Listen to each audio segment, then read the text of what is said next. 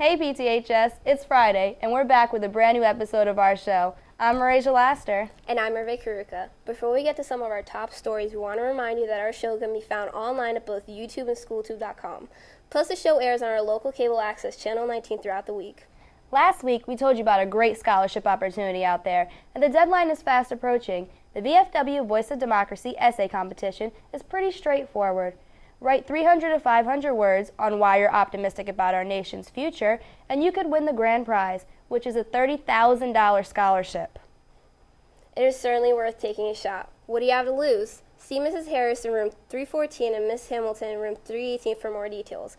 Moving on now, and after a week off, the Hornet football team is back in action tomorrow afternoon at home versus Deptford. The Spartans handed the Hornets a tough 34-7 defeat last year, but after the recent win over Ewing, Coach Rosnick's team is looking for revenge tomorrow. Here's the Friday Show's Kevin Emmons with a preview for tomorrow's matchup. The Hornets football team is fresh off a bye week, heading into this weekend's matchup at home versus Deptford. Prior to the break, Pemberton rolled Ewing 34-7 in a home game where they look strong on both sides of the ball. Tomorrow, we'll see if they can make it 2 in a row. Last year we didn't win a lot of games, so now we're starting to win and we're getting a lot of momentum. So all our team's hyped, so we're ready. It's a chance for our kids to get some redemption and get their shots in and come away with a win and put us in a spot with some tough games coming up that we might be able to make the playoffs this year. It's always good to have 2 weeks to prepare for something new instead of just having to learn it in the 4 days that we normally do. So I think the bye week helped us out a lot. It was used more for preparation. People that have injuries, they get their injuries treated and they took a rest. But for the people that weren't hurt, we were out there working. We're in the weight room, running plays, making sure routes were perfect, keeping them crisp. Coach Will's been on our back to make sure we're doing what we need to do and taking care of our responsibilities. Despite an 0-3 start, Deptford has played a tough schedule. Even though they are winless, the Hornets know that they are an opponent that cannot be taken lightly. They're not really struggling. They lost to Delsea pretty big, but Delsea's, I think, the #1 team in South Jersey, Group 3. And the week before, they lost to Kingsway, who's one of the top teams in Group 3. So they're really not struggling. They're a very physical team.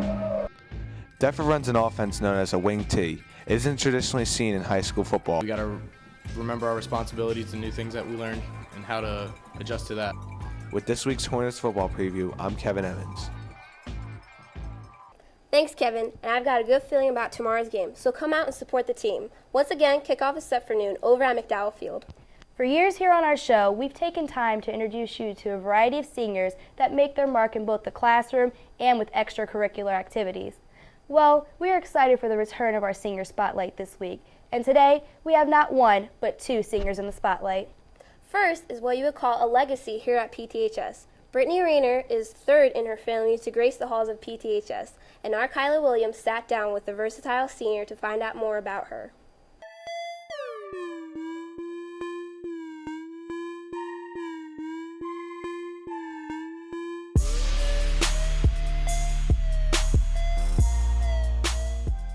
Here at PTHS, we have Brittany Rayner, a fellow senior in the class of 2014.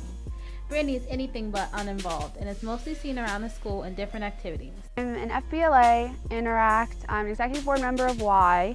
I do Holiday Smiles every year.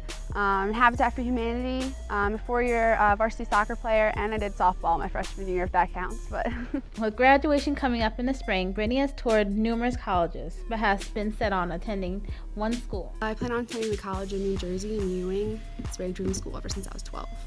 Holding a multitude of strong potential, Brittany has plans on going into education.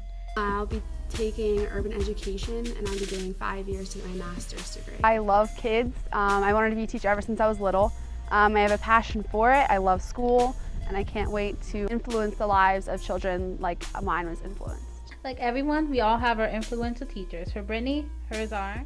I had a lot of influential teachers, but most of the influential teachers here would probably be later in my high school career.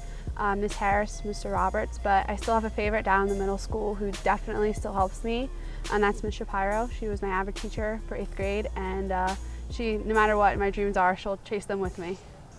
Years from now, Brittany hopes to be myself being a teacher in an urban area like Philly or Trenton, Camden maybe. I really want to work in urban schools, maybe have a husband and kids. Brittany's not the only Rayner to leave behind a Hornet legacy here at PTHS. I actually have two older brothers that went here. They were varsity quarterbacks for 6 years, so, I'm an athlete at birth.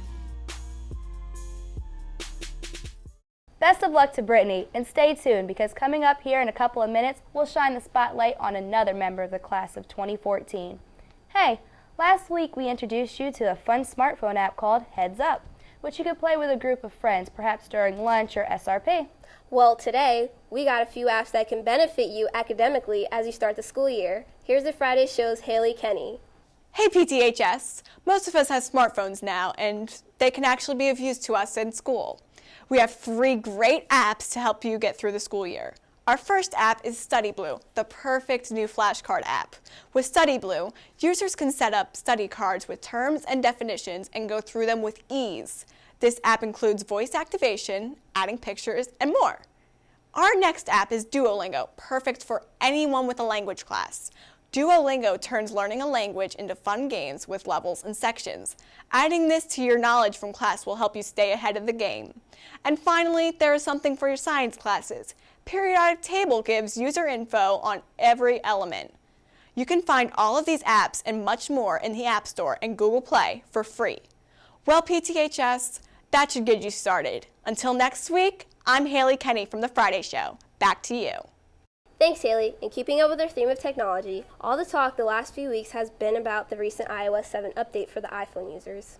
Yes, Apple completely overhauled its mobile operating system to give the phone a new look and some added features, but not everyone is thrilled about the change. Here's Jawan Walker with more. Hello there. Last week, iPhone users were introduced to the new iOS 7 update. We caught up with some iPhone users to get their thoughts and opinions on what they think about the new update. I don't like it as much because it's too bright and it seems too girly. I like it. I think it's like kiddish though.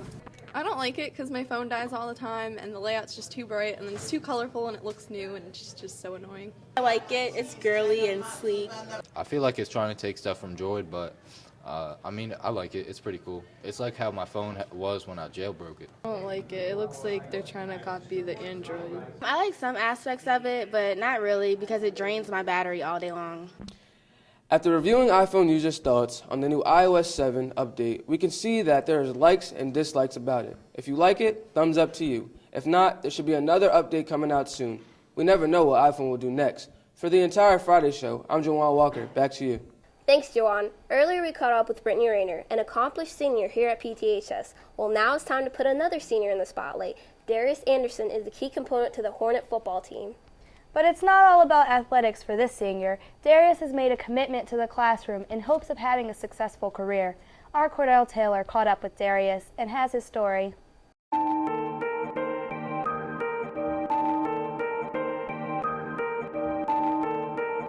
Start it. Zombie on the track. Senior Darius Anderson is the captain of the Hornets football team this year. But believe it or not, he got his start as a freshman to improve his health. Like really overweight, and I just got into football because I really wanted to lose weight, but then as I started playing football, I just grown to love it, and now it's pretty much my favorite sport. And when I was a freshman, the seniors pretty much did not have good leadership qualities, and that's what I'm trying to do as a senior, be a good leader and be a good role model. Anderson's leadership skills have grown and has certainly been recognized by his coaches and teammates. A true definition of a bro, he's always there when you need him and he's accountable. I've known Darius my whole life. He's a good leader. He's a very talkative person. He's just a good person to lead the team. Off the field, Anderson points out a group of teachers who have challenged him to be the best student that he could be. Well, the teachers that really helped me out ever since I was a freshman until now was Miss Nart. She was a big help. She really pushed me through everything, always told me to challenge myself. And Mrs. Humphreys, she always had a challenge ready for me every single day in her classroom. There would not be one day that goes past that we would not be able to challenge ourselves. And she just got us ready for the SATs and try to better our scores throughout the whole year. Sure that he will be an excellent student in college and that he will be everything that he wants to be because he has a good head on his shoulders and he's just a very good student, very nice boy, very nice guy. A football career may not be of interest to Darius, but that doesn't mean that sports won't be a major part of his future. When I graduate high school, I just pretty much want to go to college, hopefully go to a 4-year university, live in the dorm, live the fun college life. I'm not sure if I want to play football in college because I don't know if I want to take that path, but I just want to focus on sports management. That's what I pretty much want to major in, and just hopefully just go far in college, go far in life, and just be able to use all my skills from high school and college and be a successful person. Anderson has made great strides since his freshman year and wants to give advice to today's freshmen. I would tell them focus all 4 years throughout their high school career, because when your GPA gets messed up, it's pretty much hard to get it back up, and it's just frustrating trying to take extra classes or take more classes than what you need. You want to pretty much relax your senior year. Not really relax, but have a fun senior year, not really working 24 hours. Reporting for the Friday Show, I'm Cordell Taylor. Well, that's going to wrap up this week's episode, but remember to come out tomorrow afternoon to support the football team as they take on Deptford at noon. And don't forget about the VFW essay competition. We told you about it at the top of our show. See Miss Harris or Miss Hamilton to get the information. For the entire Friday Show staff, I'm Marasia Laster. And I'm Rebecca Karuka. Enjoy your weekend.